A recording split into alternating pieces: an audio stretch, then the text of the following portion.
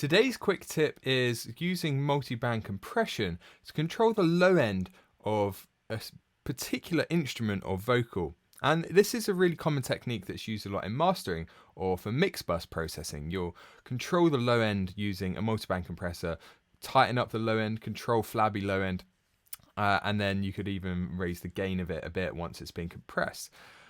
But that's not the only use case. We can use it on individual instruments and sources as well.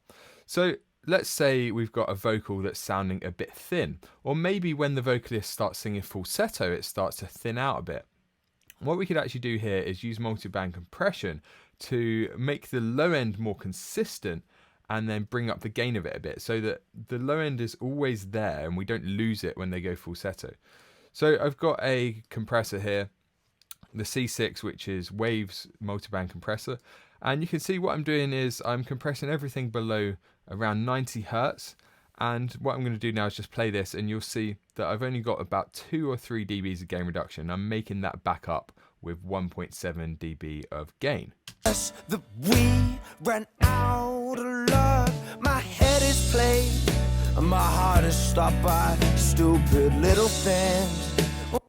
So at the moment you can see we're compressing the low end, but it's now being compressed to below zero, below where it would have been before. So let's now bring the gain up a bit, and I'm going to adjust the range. And generally you want to make sure you're using a slower attack and release time. If you go too fast, you could ruin the dynamics and the aggression of the vocal. We don't want to compress it too quickly. So I'm using quite a slow attack and release. But let's have another listen, and once I've dialed this in, I'm going to stop and show you the difference it's making by bypassing it.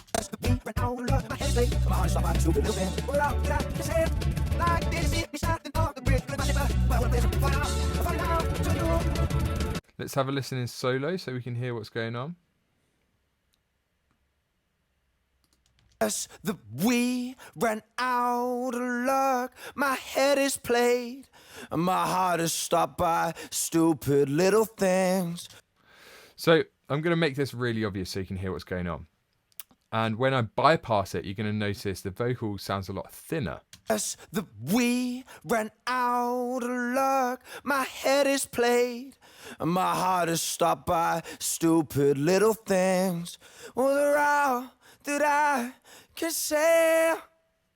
So it's subtle, but it really does make a difference. And we could bring this a bit lower, be a bit more aggressive with it if we wanted to, so that we've got some nicer low end there. Yes, we ran out of luck. My head is played, my heart is stopped by stupid little things. Well, so that's one use case. And then we can also do something similar on kick or bass. And I've got them going to the same bus here. So let's try applying it to both. I'm going to use the same technique, but this time I'm going to be even more aggressive with it. And I'll bring this up again so you can hear it a bit more if you're on smaller speakers. But what we're trying to do here is really compress the low end of the kick or the bass and then bring it up so that we've got this constant underlying level of low end. So let's have a listen.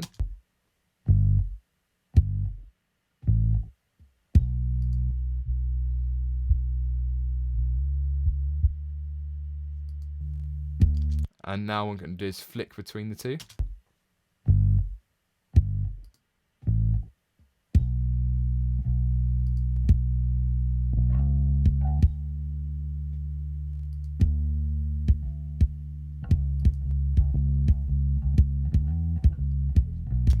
So let's listen to that in a mix because it's quite obvious there, but we want it to be pretty subtle. We just want to tame the low end and then bring it up a bit.